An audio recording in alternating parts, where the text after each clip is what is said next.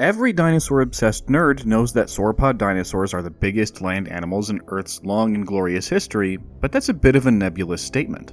And while elephants are certainly enormous by land mammal standards, the category bigger than elephant is a massive one.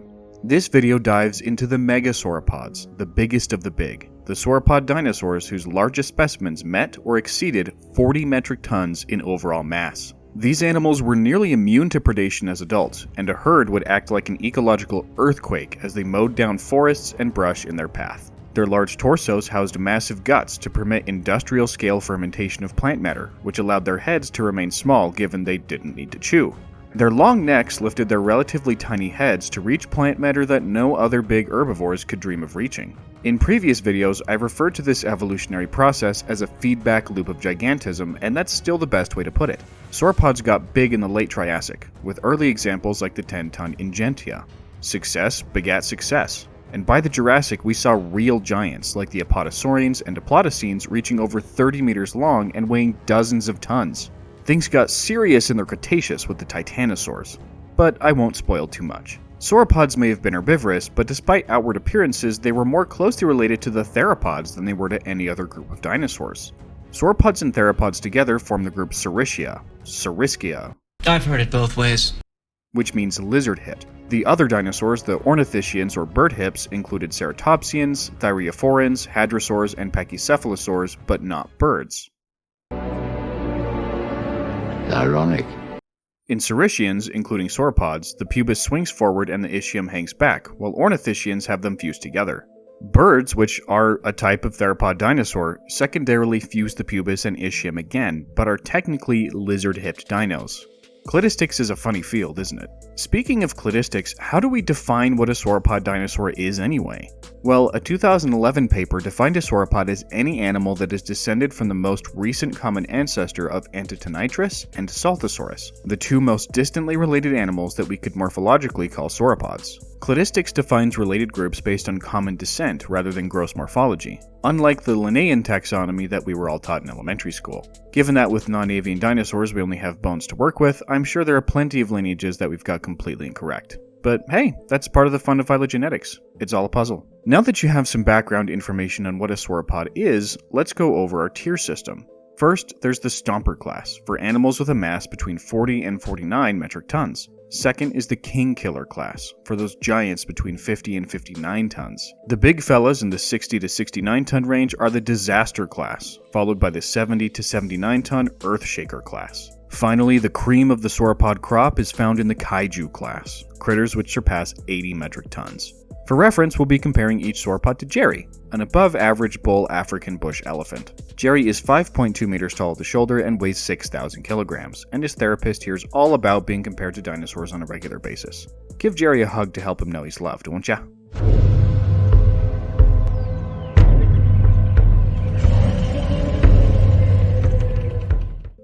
There is one honorable mention that I couldn't bring myself not to include. Alamosaurus sanjuanensis is my favorite sauropod, and I was devastated to find a lack of specimens that surpassed the required 40-ton mark. A giant tibia was found in 2011 that led to size estimates in excess of 60 tons, but it turned out to be a femur, which downsized it considerably. Although it's far from the largest sauropod, Alamosaurus is an incredible animal. A North American giant, it lived in the late Cretaceous and had large osteoderms on its back and tail. They may have functioned as defense, calcium storage, or both. It's also the only sauropod we know of that would have encountered Tyrannosaurus in the Ojo Alamo and North Horn formations, which evokes some insane battles. I actually made an entire video discussing what would happen if Alamosaurus were placed in the Cenozoic, so make sure to check that out if you like time-displaced prehistoric creatures. That leads me to ask the question, how would you survive if blasted to the past? Would you have any shot at all at rebuilding civilization in the ancient world, the Pleistocene, or beyond? If the answer is no, then today's sponsor has the answers you need. Hungry Minds Publishing created The Book, the ultimate guide to rebuilding civilization, to help out time travelers, post-apocalyptic protagonists, and everyone in between. This book contains thousands of hand-drawn illustrations focusing on practical steps to get humanity back off the ground after an extinction-level event. It even has handy chapters to help you consult the archives for the arcane knowledge you need, including medicine, aviation, electricity, food, military, and games, with many more. With the knowledge contained in the book, if you found yourself in the Hell Creek Formation without any other tools, you could weave rope, build yourself a treehouse, and live like a king with pottery, brick walls, and even gunpowder. It includes guides on how to recognize dangerous versus safe plants and tests for edibility. Learn simple ways to make fire in order to ward off night-stalking theropods, utilize healing herbs to help with injuries and disease, and construct sails to take you across the Western Interior Seaway. If that wasn't cool enough, the art is absolutely beautiful. I strongly recommend this masterpiece to anyone interested in survival skills, visiting past environments, or cool books in general. Check out the company at Hungry Minds Books, and make sure to use the promo code VIVIDN10 to get an exclusive discount. Pick up your copy of the book, The Ultimate Guide to Rebuilding Civilization, and be the leader of a new age. That code is VIVIDN10. My copy is one of the coolest books I've ever owned, and anything that includes an origami theropod is definitely worth your time in my opinion. That's right, origami theropods. Get your copy today. Now we're into the Stomper class, where the true Megasauropods strut their stuff. Starting us off is Uberabatitan ribeiroi from Brazil. A late Cretaceous titanosaur, it was found along the side of a federal highway. We actually have the remains of 5 individuals, rare for a titanosaur, with the biggest potentially scaling to a 40-ton specimen. Histology studies show that it grew extremely quickly as a youngster. Gotta get those gains early on before the megacargs eat you. Mamenchisaurus sinocanadorum is famous for having one of the longest necks of any animal. And wow, we already had to shrink Jerry down to fit the sauropod on screen. We're just in the first tier, folks. At up to 30 meters long, this sauropod represents one of the first true supernoodles and was discovered next to an abandoned town in western China. The teeth of the holotype didn't show signs of wear, which may imply a slow death by starvation. Poor guy. I hate it when I eat an entire forest and leave none for dessert. Diamantinasaurus matilda is the biggest dinosaur known from Australia, potential synonymousness with Australotitan pending. It's much stockier and more robust than the lanky Mamenchisaurus we just looked at. Named after the Diamantina River and the song Waltzing Matilda, it's a proud symbol of how even though Australia's Mesozoic fossil record is scant, it can still produce absolute monsters. Now to find a megatheropod from the same formation. Seriously though, isn't it weird how we haven't found any giant theropods from Australia? Or is it just me? Hudiesaurus sinojapanorum was a beastie I hadn't ever heard of before researching this video. This late Jurassic Mamenchisaurus continued the honored sauropod tradition of being known from scrappy material, but the big vert, might be thoracic, might be cervical, scales to a huge 30-meter plus animal. Its name, butterfly lizard, has to do with the shape of the vertebra. If it's a cervical vert, it would belong in the kingkiller class. Mamenchisaurus jingyanensis. You're not hallucinating, Mamenchisaurus is on here twice. This species lays claim to an absolutely gigantic 2+ meter femur that gives it an edge. We actually have 3 specimens for jingyanensis, giving it unusual prominence in terms of its completeness within the Megasauropod community. When you're used to a couple of busted up bones, this is luxury. Don't get used to it though, especially if you plan on working with sauropods in any meaningful capacity. Antarctosaurus giganteus is not from Antarctica. The name refers to how it was discovered in the southern hemisphere, South America in this case. It was quite large at up to 45 tons. We're getting into bull humpback whale territory here. The issue is that we're not sure if the giant bones associated with this species are actually referable to the genus Antarctosaurus, so it could be its own thing entirely. Either way, it has some of the longest femurs preserved of any sauropod, even if they aren't terribly robust.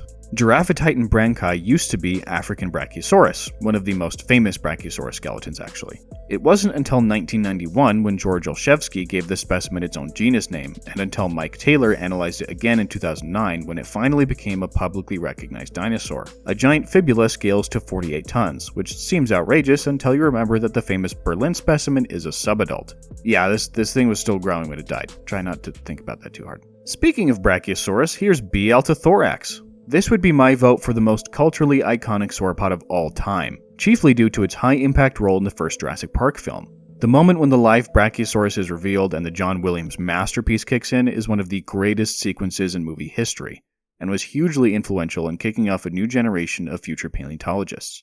Brachiosaurus was discovered in Colorado and is one of the biggest Jurassic sauropods. Even little kids can instantly recognize its tall forelimbs and upheld neck, making it the archetypal sauropod. It's very similar in overall build to Giraffatitan, but was a little more robust, giving it a bit more heft on the Megasauropod list. On to the Kingkiller class. Fusuisaurus zhaoi starts us off. Unfortunately, we don't know much about this animal other than it was a basal titanosaur from early Cretaceous China, and it was a chonker, at 50 metric tons and almost 25 meters long. Just a quick check-in on Jerry. How you doing, bud? You okay with hanging out with animals over 8 times your size, or do you need to go stomp on some mammalian land predators to cheer you up? You okay? Alright, let's continue then. Sauroposeidon proteles has perhaps one of the coolest sauropod names ever. Poseidon lizard, named after the Greek god of the ocean, earthquakes, and horses. It has the honor of being perhaps the tallest dinosaur, with a skull that could reach 18 meters or 60 feet in the air. That's a 6-story building that can walk. Sauroposeidon is found from across the western United States in Wyoming, Texas, and Oklahoma, and totally ruled the early Cretaceous in the area. Its neck alone would have been up to 12 meters long. It lived with the megatheropod Acrocanthosaurus, but only would have been threatened as a juvenile. Nobody's messing with the earthquake god lizard when it's grown up. A specimen referred to Barosaurus lentus is next on our list. These 3 cervicals apparently scale to over 37 meters and 53 tons, which shows you how lightly built many of the Diplodocene sauropods were. Despite being made of styrofoam, Barosaurus was truly an enormous animal, and I don't envy any Jurassic theropods that got caught on the business end of its crushing feet or whip-like tail. I don't care if it wasn't going supersonic. Getting smacked in the face by something so powerful is still going to cause serious damage, even if you're a predator the size of a truck. Francoposeidon charatensis isn't an official name, but it is funny. We had Lizard Poseidon earlier, and now we have French Poseidon. Known from an absolutely gigantic 2.5 meter femur, Francoposeidon is almost certainly the largest dinosaur known from France, and from Europe as a whole. It was a giant turriosaur, a group of sauropods with heads that remind me of a Jim Henson turtle made out of taffy. Isn't it weird which animals end up being gigantic? Anyway, this art by Mario Lancis is of Turriosaurus, since there isn't really any Francoposeidon art out there. Take that as a challenge. Another referred specimen appears on the list, this one belonging to Dreadnoughtus shrani. Dreadnoughtus is another incredibly epic sauropod name, meaning fears nothing, and specifically evokes the Dreadnought class battleships of 20th century Argentina. It's one of the biggest reasonably complete megasauropods, with a torso nearly the size of a studio apartment. Ken Lakarova, one of the paleontologists who described the creature, showed his historical nerdiness with this one. We applaud him for it. The Oklahoma Giant. Move over, Allosaurus Annex. This enormous sauropod was the true ruler of the Kenton Formation. A bulky apatosaurine that weighed up to 55 tons, the Oklahoma Giant may be Apatosaurus or Brontosaurus, further research pending. Whichever genus it belonged to, it was an absolute monster. It's fun to think about the arid, roasting hot Kenton Formation and how extreme its Jurassic megafauna were. Giant allosaurids, giant sauropods, unending drought. What's not to love? This indeterminate symphospondyloid will be called Quickbeam for our purposes, a reference that only the very coolest and most sophisticated among you will get. Known from a 129cm cervical, it can hang with the biggest and baddest dinosaurs out there. Symphospondyloids were a group of titanosaurs that had more in common with titanosaurs like Argentinosaurus than with Brachiosaurus. Makes sense they'd be huge. Supersaurus viviane.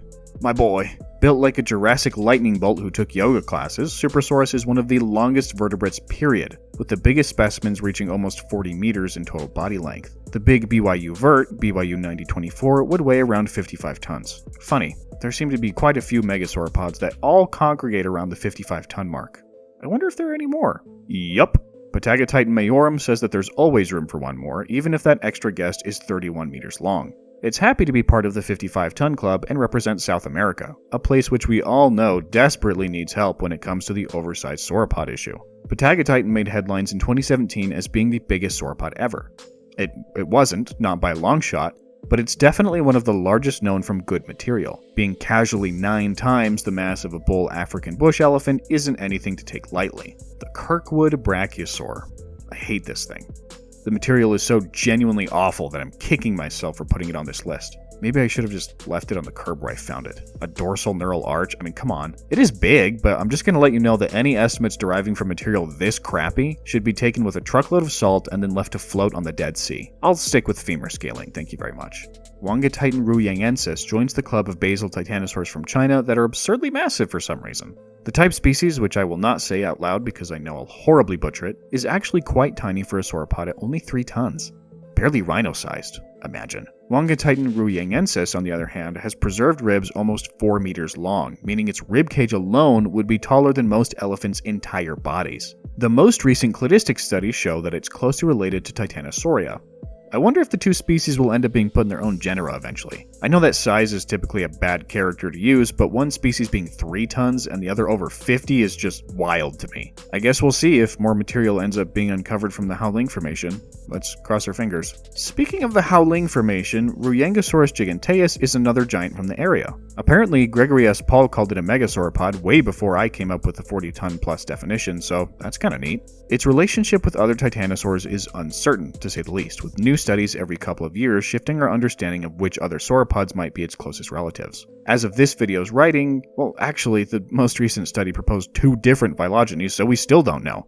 But hey, one thing's for sure, early Cretaceous China was the place to be if you were a gigantic titanosaur of uncertain cladistic allegiance. That's probably where I'd be hanging out. The Disaster Class. Diamantinasauria indeterminate, leaflock, continues the trend of naming gigantic obscure fragmentary sauropods after Ents from Lord of the Rings. Unfortunately, there weren't very many Ents with names in the actual text, so we might have to move on to Numenorians next. That feels more appropriate for Tyrannosaurs for some reason. Maybe Elendil would be a good name for the next supergiant T-Rex femur. Comment with what you would name a dinosaur if you found it. Or comment if you're cool and like Lord of the Rings. Anyway, leaflock could actually be the biggest dinosaur ever found in Australia, known from remains once assigned to Australotitan. 60 tons is no joke for any animal, much less one that walks on land. And I am serious about the missing Australian Megatheropods. With so much sauropod biomass to be hunted, especially if you look at the juveniles, it just makes sense to me that there's some 5+ ton monster somewhere in the outback waiting for us to dig it up. Hey, Overseer, you want to grab a shovel and start digging? I'll be moral support, as badly as I want to visit Australia. Plane tickets are expensive. Breviparopus tagbalutensis, I hope I said that correctly, is a bit of a departure from the partial skeletons and various bones we've covered up to this point. It's an ichnotaxon, meaning it's a genus name associated with a certain morphology of trace fossils. In this case, those trace fossils are enormous footprints from Morocco, and the shape indicates they were left by a giant sauropod. Breviparopus would have been about 62 tons, which is over 10 times the size of Jerry. But I always have to put in a disclaimer about footprint scaling. There are lots of factors that can make tracks appear larger than they are, which is why I put Breviparopus at the bottom of today's list in terms of reliability. It was certainly a very big animal, but giving a precise estimate is doomed. It could be much lower down on the list, or the footprints could belong to a sauropod we've already covered. Loncosauria indeterminate, the Candeleros Giant. I've mentioned the Candeleros Giant or Candeleros monster a few times in previous videos as the Megasauropod that shared its environment with Giganteus, but this is the first time we've discussed its specific size. 64 tons is nothing to sneeze at, and the remains aren't too bad. We have a scapula, a significant portion of the tail, and most of the pubic area. Let the myths now be dispelled that Giga only hunted Lemmasaurus-sized animals. The Candeleros Giant as an adult would have been a very unwise target for a lone Giga, but young individuals could have been on the menu. Whether the giant southern lizard hunted in groups is unknown, given the scarcity of specimens. At least we know that the Candeleros formation had its own heavyweight superstar, even if it hasn't been formally described yet. Sauropod material is a huge pain to work with, so it makes sense that any work on the animal will take time. The undergrad work I did with Camarasaurus required forklifts, and that was with animals maybe a quarter the size of the Candeleros Giant. Mamenchisaurus indeterminate is in the middle of the pack, with a respectable 65 tons. Gregory S. Paul originally assigned this giant vert to Mamenchisaurus sinocanadorum, but recent studies indicated that there weren't enough shared characters overlapping to make the referral. It belonged to a disgustingly huge animal, however, and to my knowledge is the biggest terrestrial animal ever discovered in Asia. Makes you wonder what giant theropods lived in early Cretaceous China that we haven't discovered yet. Something had to be eating these megasauropod juveniles after all, even if the adults were basically untouchable. Some believe this specimen to be an extremely large Jingyanensis. This referred Puertosaurus ruli material is a step up. Smaller remains yield 50 tons, while this partial femur passes 68. Another giant from Cretaceous South America, it actually lived alongside Dreadnoughtus, but likely outsized it. Imagine the territorial disputes if they happened. Wrestling sauropods would send shockwaves through the air and the earth, telling any animal with functional legs to get the heck out of Dodge. Dodge being a 5-mile diameter, of course. Its neck was more robust than many other megasauropods, so a fight between scuffling males would be no joke. This tier is thin in ranks, but wide in the belt. The recaptured Kirkwood Brachiosaurus continues the list. It's a partial femur and might actually belong to a Camarasaurus. If it were a cam, it would scale to a 30-ton animal, but as a brach, it's 69 tons. Don't say it. The jury is still out on its true identity, but either way, it's a huge North American sauropod. The Morrison formation absolutely did not mess around. For the sake of my own childish fascination with giant animals, I hope it does turn out to be a Brachiosaurus. That would just be really cool. Also, holy crap, it's over 11 Jerrys. Now we're on to the Earthshaker class. You know him, you love him, it's Argentinosaurus winkelensis. The biggest terrestrial animal in Earth's history known for more than one bone, Argentinosaurus puts the titan in Titanosaur. The mass estimates put here are actually on the conservative side. 3D models based on close relatives like Dreadnoughtus and Patagotitan yield far higher numbers that would get me cancelled if I said them out loud. Argentinosaurus lived with the megatheropod Mapusaurus rosae, a pack-hunting carcharodontosaur that would have had struggled to take down an Argent even with a significant numbers advantage. Argentinosaurus is the type of animal that could lift a foot and crush a car without really thinking about it all too hard. And if it tried to damage something on purpose, oh boy, you'd better run. In my video categorizing the most dangerous herbivorous dinosaurs, I pointed out that sauropods would be absolutely devastating to agriculture and infrastructure in a human society, even if they weren't all that likely to kill tiny humans out of aggression. You try stopping a herd of 75-ton quadrupeds from doing whatever they like, and let me know how it goes. Something that can live alongside elephant-sized pack-hunting carnivores without breaking a sweat isn't an animal that I really want to mess with. The Kaiju Class. This tier includes only those semi-mythical sauropods suspected to have surpassed the 80-ton mark in life. As size estimates go up, reliability goes down, so bear with me here and prepare for the disclaimers. What's worse than an Argentinosaurus? Even bigger material referred to Argentinosaurus. This specimen, which has a catalog number generated by a Lovecraftian horror, is a partial femur that scales to an 80-ton flat titanosaur. It's from slightly younger strata than the Argentinosaurus holotype, which is why there's some hesitance to assign it properly to the genus. If it is its own thing, it would be the biggest sauropod that we still have the actual remains of. Another one worth mentioning is the broom sandstone trackmaker, or skinbark. I'm not a fan of footprint scaling in general, but I'd mention that a 2023 study estimated the trackmaker at around 80 tons as well. Earlier estimates were in the 200-ton range, but that was based on misunderstanding which parts of the footprint were preserved in the tracks. The same issues that applied to Briviphoropus are worth considering with skinbark as well, but these tracks are notably larger than the Moroccan prints. Maybe some huge Diamantinasaur left these, maybe it had proportionally large feet. We're not quite sure, and again, I'd place this one at the bottom in terms of reliability. I included it in the video because I knew I'd get a barrage of upset comments if I didn't, although maybe I should provoke people. Angry commenters do increase engagement after all. All hail the algorithm. In order to surpass the possibly Argentinosaurus femur owner, we have to go to the back rooms of paleontology and summon specimens destroyed by weather and time. Marapunisaurus fragilis is a probable Rabacosaurid from the Morrison Formation. A single enormous dorsal vertebra was found by E.D. Cope, not the T-Rex, the paleontologist, in the 1870s. It was given the name of Amphicoeles fragilis and thought to be a ridiculously oversized diplodocid for over a century. Sadly, the vert itself was lost, likely disintegrated thanks to the terrible quality of the quarry stone, but not before Cope was able to painstakingly create a scale drawing. In 2018, Kenneth Carpenter noticed the vert similarities to the much smaller Limaesaurus, and used that animal to propose a new genus. Marapunisaurus has had a wide array of size estimations as well, with the more conservative one showcased here based on its probable close relative Lavacatosaurus. Carpenter pointed out that despite the lost nature of the bone, it was unlikely to have been faked, given how Cope's reputation depended upon the veracity of his findings, and how his rival, Othniel Charles Marsh, apparently never even tried to call him out on his supposed super sauropod. I will say, however, that this fossil is lost, and almost certainly destroyed. If someone asks you what the biggest sauropod is, Argentinosaurus is going to be a much better and more defensible answer, given the tragedy of Marapunisaurus's missing material. That being said, there's no way this vert owner wasn't freaking enormous if the measurements were accurate.